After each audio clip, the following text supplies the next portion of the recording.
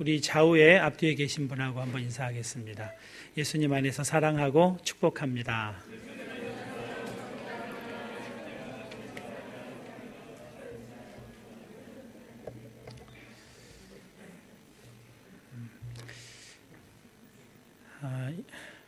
악과 고통, 인간의 고통을 주제로 설교하게 될 때 자주 생각하게 되는 사건은 대부분 1, 2차 세계대전에 관한 것일 겁니다. 인류가 겪을 수 있었던 가장 끔찍하고 무섭고 처참한 전쟁이 1, 2차 세계대전이라고 해도 과언이 아닐 겁니다. 정말 많은 사람, 군인들이 죽었죠. 그러나 이 전쟁의 가장 야만적인 부분은 아무런 무장도 하지 않고 대항할 수도 없었던 민간인 600만 명이나 되는 사람들을 죽인 일입니다. 독일군이 유태인을 강제로 포로 수용소로 끌고 가서 인체 실험을 하고 노동을 시키고 또 가치가 없어지면 가스실로 보내는 그런 처참한 일들을 저질렀습니다. 이런 일들을 대하게 되면 어떻게 이런 일들이 일어날 수 있겠는가? 정말 하나님이 살아계시다면 어떻게 인간들에게 이런 일이 일어나도록 허용하시는가? 하나님은 정말 선하신 하나님이신가? 하나님은 전능하신 하나님이신가? 하는 질문을 할 수밖에 없게 됩니다. 이런 질문을 신학적으로는 신정론이라고 부릅니다. 신은 정의로운가, 선하신가, 능력이 있으신가, 그것을 질문하는 것에 대한 대답을 신정론이라고 하죠. 그런데 여러분, 20세기가 열릴 때 20세기는 인류에게 가장 희망적인 세기였다는 것을 혹시 아십니까? 19세기에 들어서면서 사람들은 사람에 대한 신뢰가 그 어느 때보다 가장 높았던 때입니다. 인간의 이성으로 모든 것을 해결할 수 있다고 믿게 된 때였습니다. 과학과 기술이 발전하면서 이제는 정말 잘 살게 되었다. 그렇게 믿었습니다.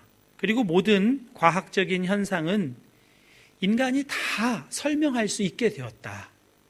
그리고 설명할 수 있다는 것은 그 모든 것을 인간이 통제할 수도 있게 되었다는 것을 뜻한다고 그렇게 생각을 했습니다.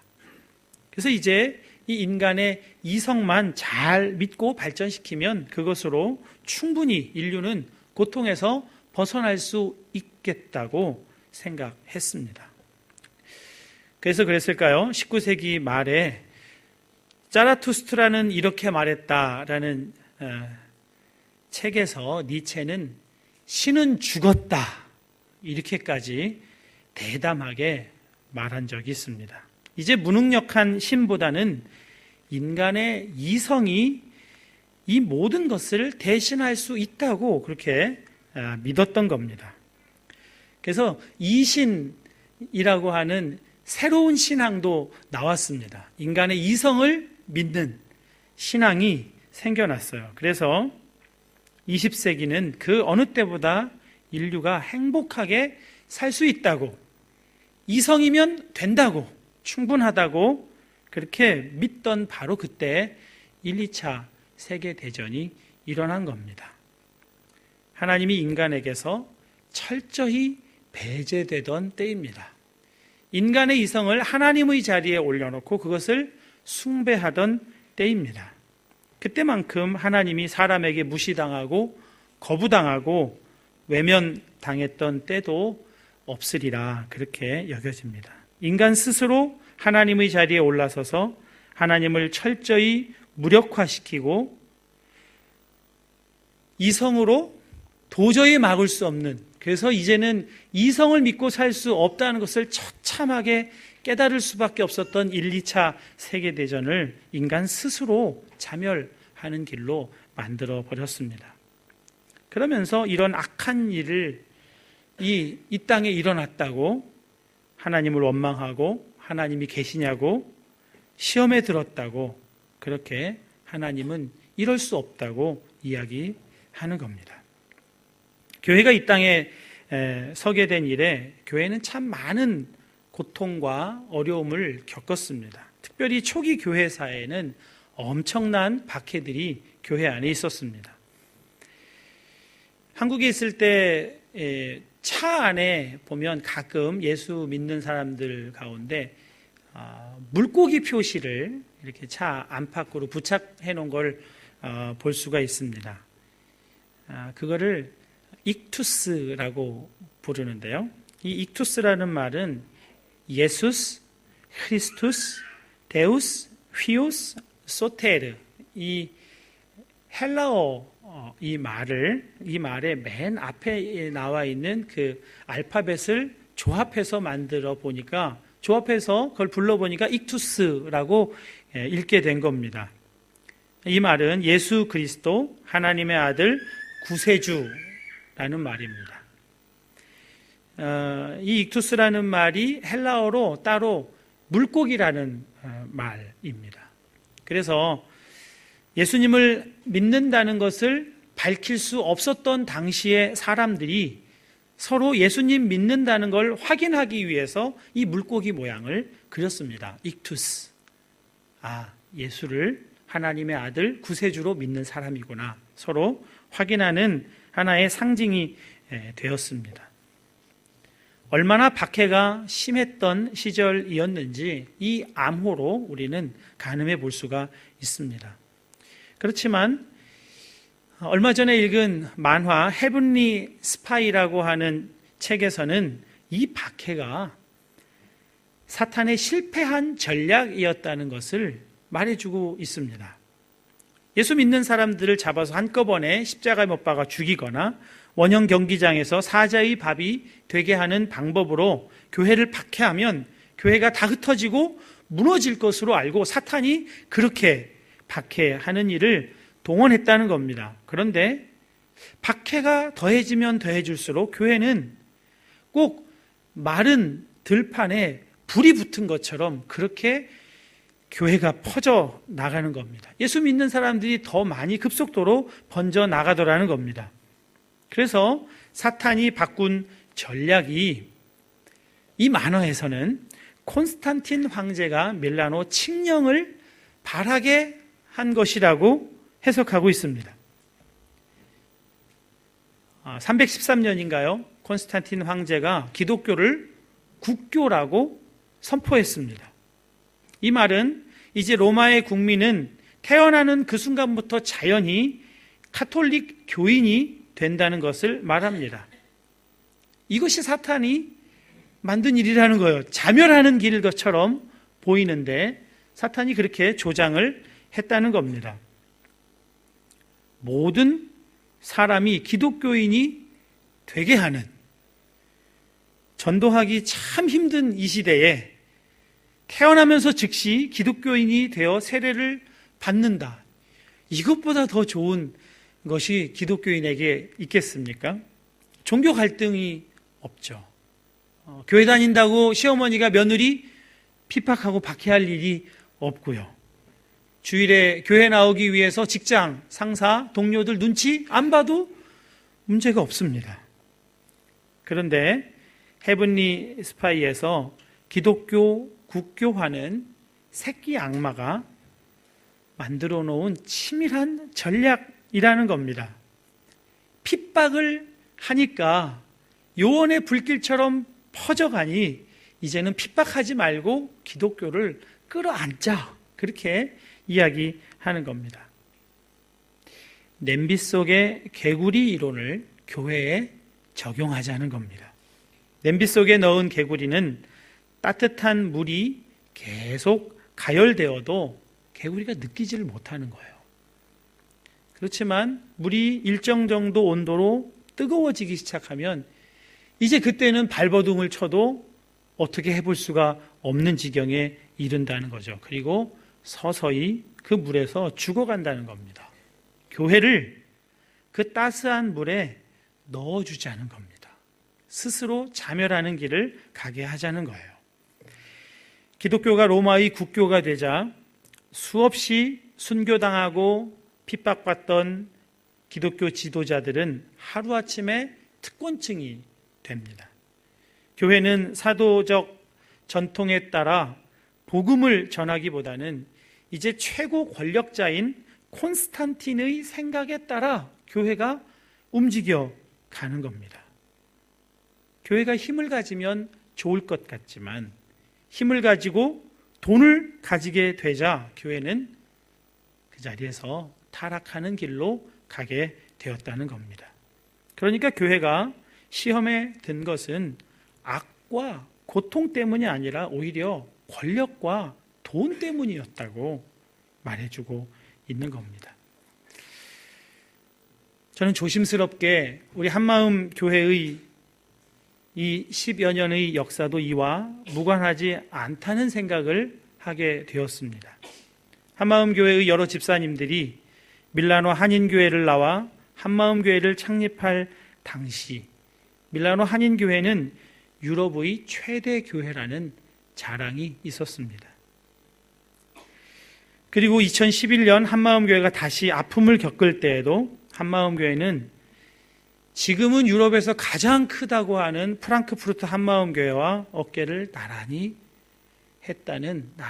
한다는 자랑을 가지고 있을 때였습니다. 교회는 핍박을 받을 때 시험에 드는 것이 아니라 오히려 따뜻한 물에 들어갈 때, 평안하다 할 때 더 무서운 시험에 든다는 것을 기독교 역사가 또 모든 교회의 역사가 증명해 주는 겁니다. 그래서 교회는 그의 힘으로 세상에 영향력을 끼치려 하기보다는 오히려 고난의 종이 될 때 그 사명을 바르게 잘 감당하는 줄로 알아야 하는 겁니다. 구원을 위한 고난의 종이 교회가 가져야 할, 교회가 지켜야 할 태도이고 방향인 겁니다. 사람이 이성의 힘으로 하나님 없이 살아갈 수 있다고 할 때 이 세상에서는 무서운 일을 경험하게 되었습니다. 교회가 고난의 종이 아니라 능력의 종, 힘의 종, 돈의 종이 되었을 때 교회는 분열하고 무서운 시험에 빠져들게 된다는 것을 알게 되는 겁니다. 지난 주간에 저도 잠시 시험에 들 뻔했습니다. 조금 시험에 들었던 것 같아요. 알바니아 여고생 산티, 여러분 기억하시죠? 지난 여름에 우리 알바니아 단기 선교팀이 알바니아 다녀오면서 산티라고 하는 여고생이 겪고 있는 어려움을 교회에 소개해 주었습니다. 우리 섬김위원회에서는 단기 선교 후원해 주신 분들 동의를 얻어서 단기 선교 후원금 중에 남은 재정을 이 산티 눈 치료하는데 사용하기로 결정을 했습니다. 한국의 여러 병원에 이 산티의 사진과 안구 스캔 사진, 또 마지막 수술을 한 알바니아 의사의 진료 기록을 다 보냈습니다. 그런데 이 병원과 안과 전문 의사 선생님들의 소견은 어려울 것이다. 시력 회복은 거의 불가능해 보인다. 이런 소견으로 일관이 됐습니다. 그렇지만 산티가 눈이 계속 아프다고 하고 눈에서 진물이 계속 나온다는 아픔을 호소해서 한국 보내서 그 눈 아프고 눈에 진물 나오는 문제라도 해결해 주기로 하고, 또 사진으로 보는 것과는 또 실물로 보면 다른 결과가 나올 수도 있을지 모른다는 일말의 희망을 가지고 산티를 한국으로 보내기로 했습니다. 그런데 이렇게 결정을 해도 해결해야 될 문제가 여러 가지가 있었습니다. 산티가 치료받을 병원을 선정하는 일입니다. 그런데 마침 한마음교회 우리 자매 한 사람이 동생이 실로암 안과병원 간호사라고 하면서 산티의 진료 기록을 한번 보내보라고 하는 겁니다. 그래서 이 실로암 안과병원에 보냈습니다. 너무나도 반갑게도 실로암 안과 이 김선태 목사님이 산티 치료하는 일을 그 병원에서 감당해 주겠다고 약속을 하셨습니다. 병원에서 이루어지는 모든 진료, 치료 이런 것은 다 무료로 해주겠다고 말씀해 주신 겁니다. 우리 여전도에서 여러 해 후원하고 있던 실로암 안과 병원에서 이렇게 나오니까 정말 신기하게 생각이 들었습니다. 또 하나 문제가 있었습니다. 알바니아 최홍화 선교사님과 산티가 한국에서 머물러야 할 숙소 문제가 해결되어야 하는 겁니다. 한국에 방문하시면 선교사님이 자주 묵으시는 선교관이 따로 있긴 합니다. 그런데 선교관 방이 너무 비좁아요. 두세 사람이 같이 지내기는 어려워요. 게다가 한 달 정도 전에 가셨기 때문에 더 이상 연장해서 그 방을 사용할 수 없다는 통보를 받으신 거예요. 그래서 높은 뜻 숭의교회 시절에 가까이 지내던 권사님 한 분에게 부탁을 했습니다. 그분이 개인적으로 선교관을 운영하고 있었기 때문인데요.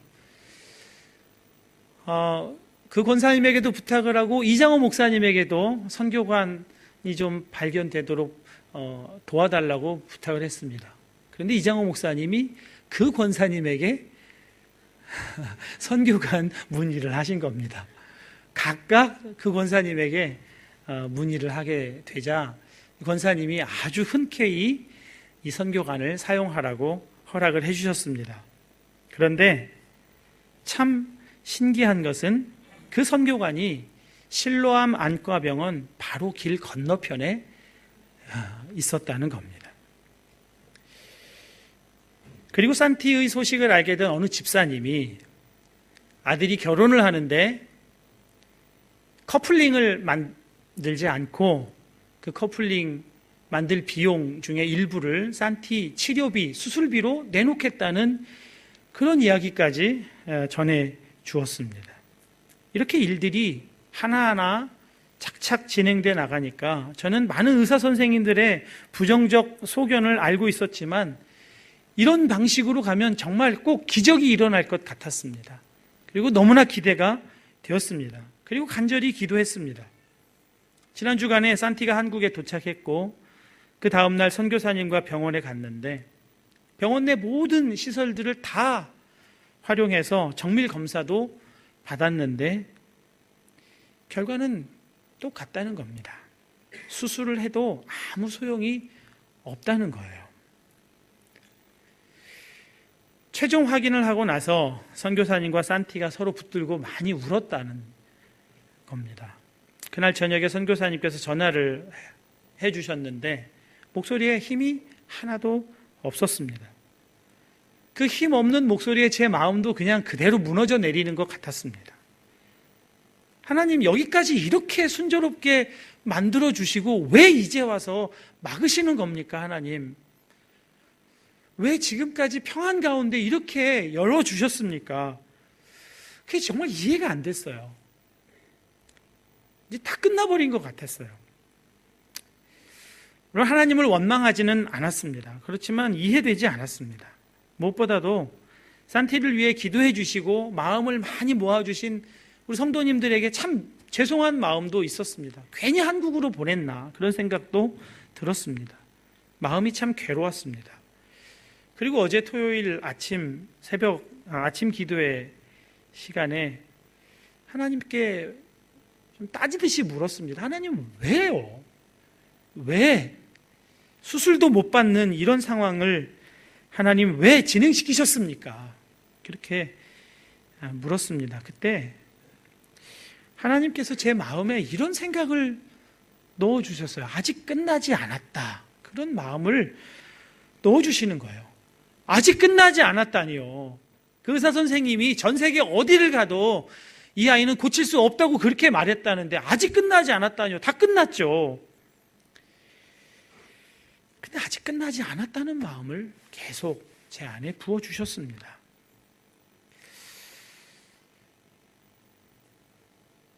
곰곰이 생각해 봤습니다. 뭐가 끝나지 않았다는 건가?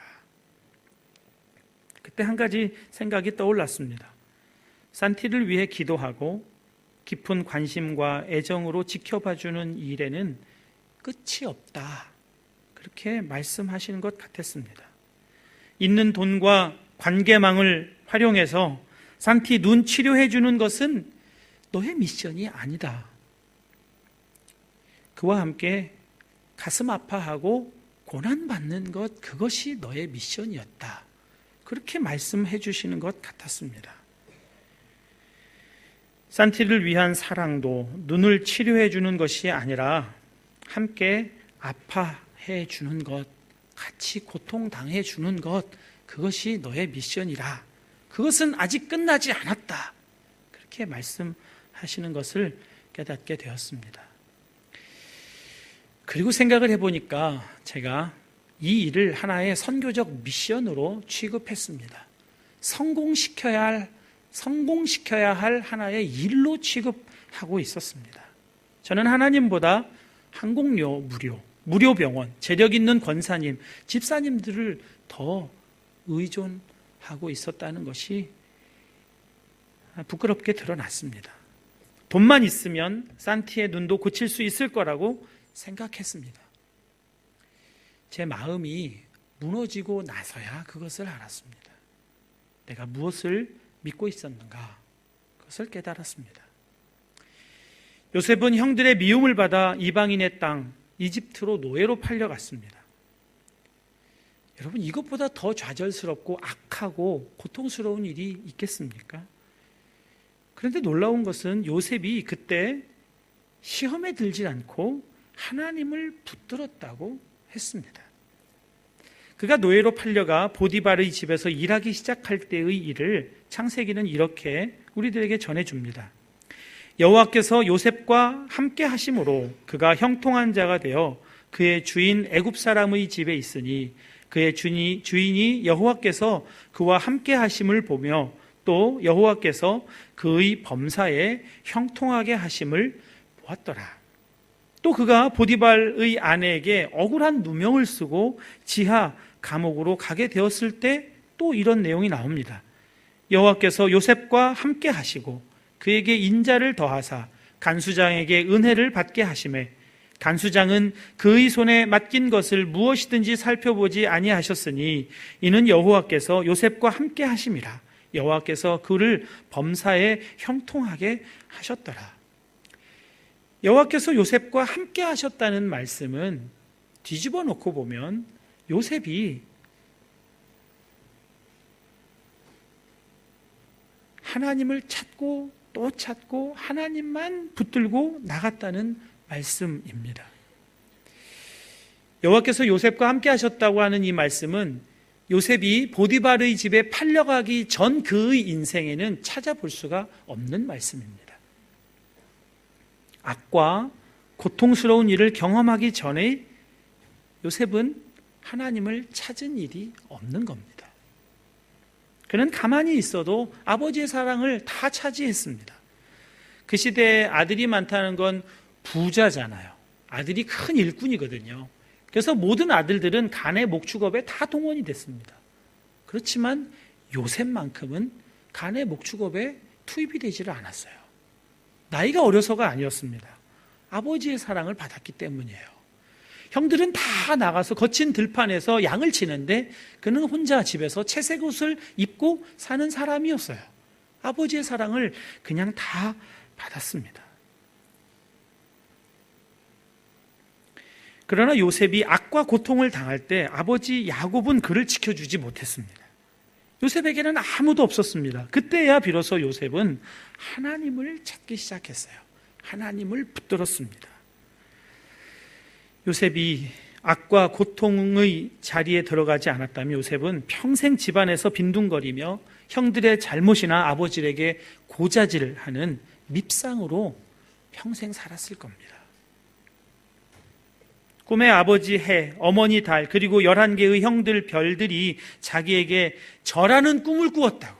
자기가 묶어놓은 집단 앞에 형들이 묶어놓은 집단이 다 절했다고 그렇게 교만하게 자기는 그런 사람이 될 거라고 그런 꿈을 가지고 있다고 말했지만 그 꿈은 망상으로 허비해버리고 말았을 겁니다.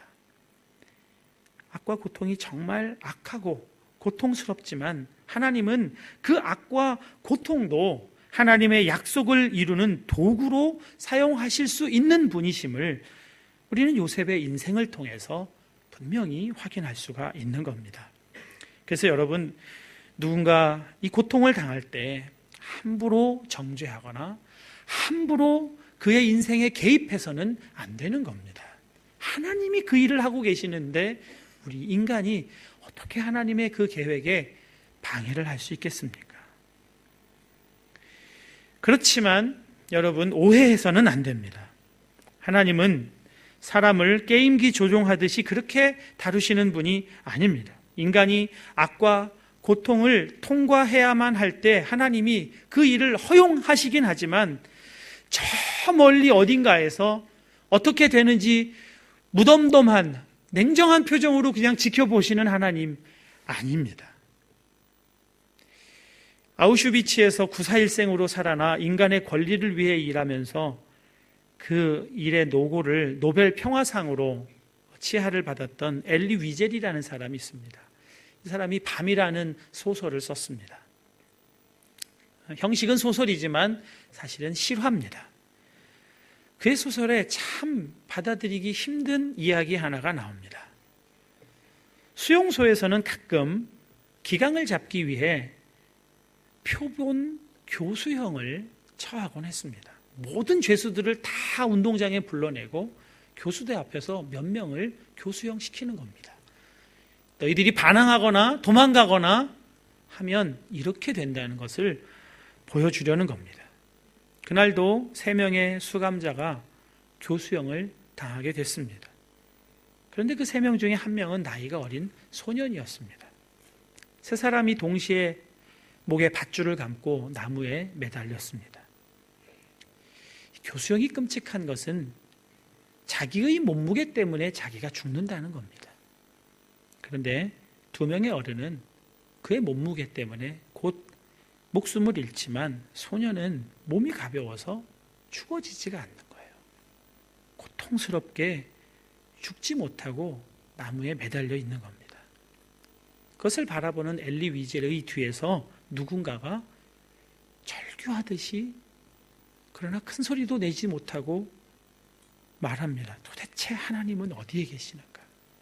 하나님은 어디에 있단 말인가? 신음소리처럼 그의 귀를 때립니다. 그것 때문에 엘리 위젤도 너무나 고통스럽게 그 교수형의 자리를 바라보고 있을 그때 그의 눈에 하나님이 보였습니다. 하나님이 그 소년과 함께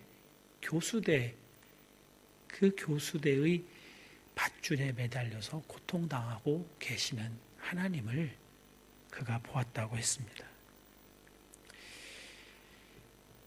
하나님이 우리와 함께 하신다는 것은 우리가 고통스럽고 괴로워할 때도 우리와 함께 하시는 하나님이신 것을 그가 그때 깨달았습니다.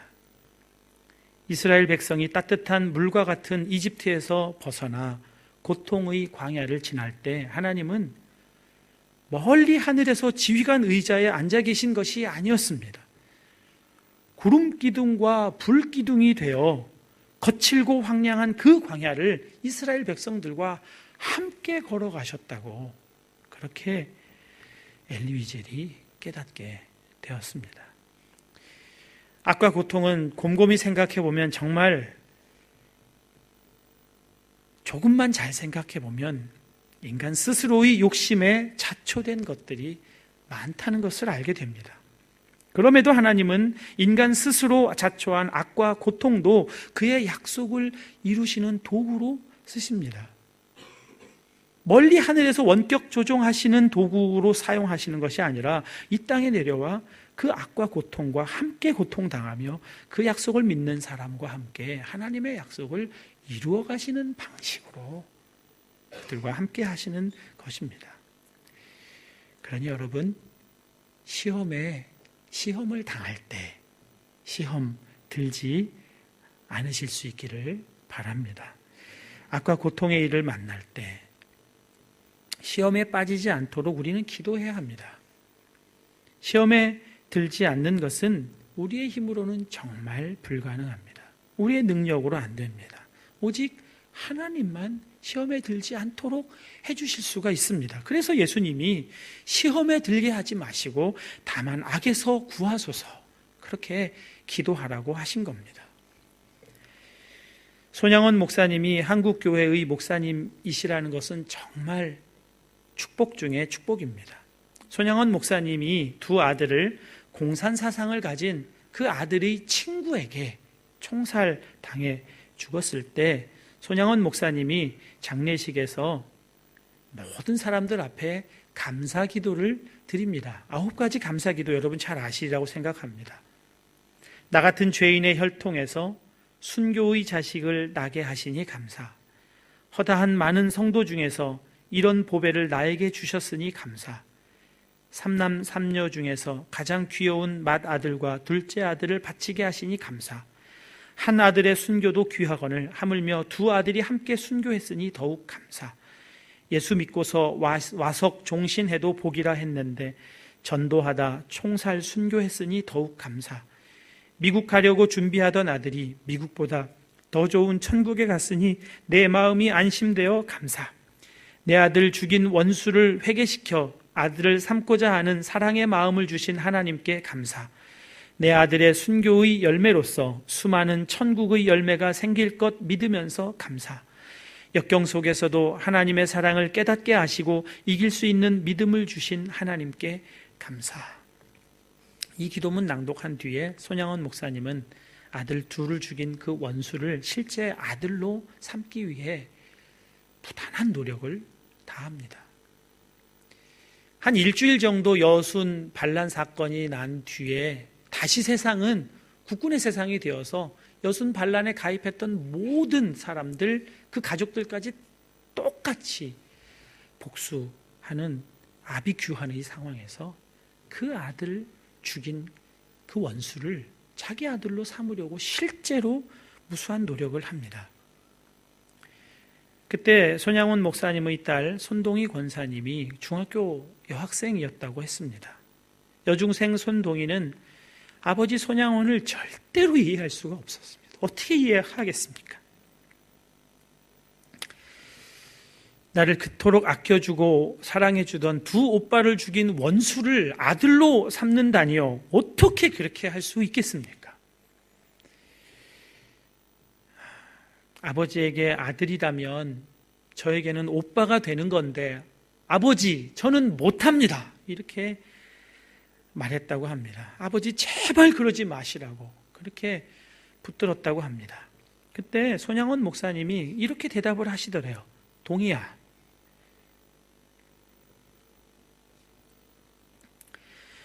아버지는 신사참배를 하지 않아서 감옥에 갔다 왔다.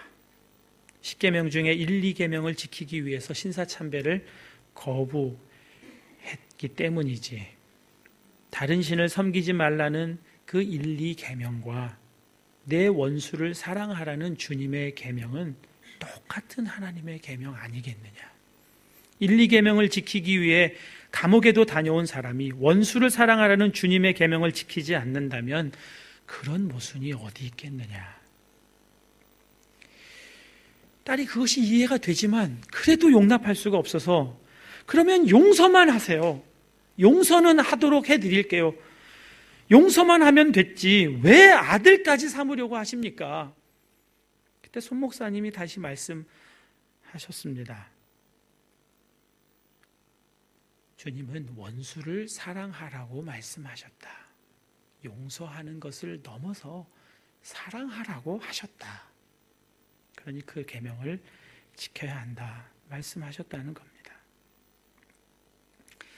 어떻게 이런 악과 고통스러운 일을 당하고도 시험에 들지 않을 수 있을까요?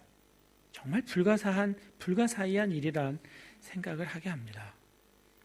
그러나 손양원 목사님이 그 계명을 붙들고 나아간 것을 보면 그는 목사 이전에 예수님의 제자였음이 틀림없습니다.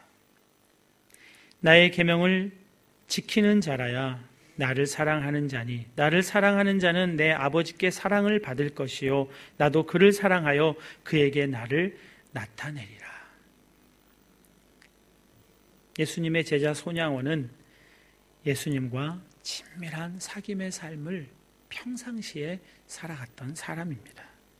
예수님이 그에게 나타내 보여주셨어요. 그리고 예수님을 너무나 사랑했습니다. 평소 주님과 친밀한 사귐의 삶을 살았던 사람만 시험의 때에, 악과 고통을 당하는 그때에 시험에 들지 않고 넉넉하게 이겨낼 수 있는 줄로 믿습니다. 여러분, 악과 고통은 지금까지 있어 왔고 앞으로도 있을 겁니다. 악에서 구하소서 기도하시라는 이유는 악과 고통을 없애달라는 기도가 아니라 악과 고통 가운데서도 시험에 들지 않게 해달라는 기도인 겁니다.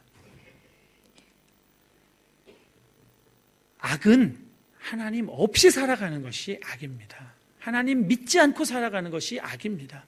그 악에서 구해달라고 기도하라는 겁니다. 고통당할 때 당연히 시험 드는 거지. 이런 일을 당하고 어떻게 내가 참을 수가 있어?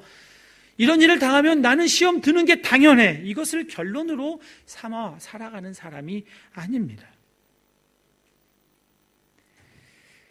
악에서 구하소서 기도하고 정말 악에서 구하시고 시험에 들지 않게 하시는 하나님의 놀라운 능력을 경험해 나가시는 저와 여러분 되시기를 간절히 기원합니다.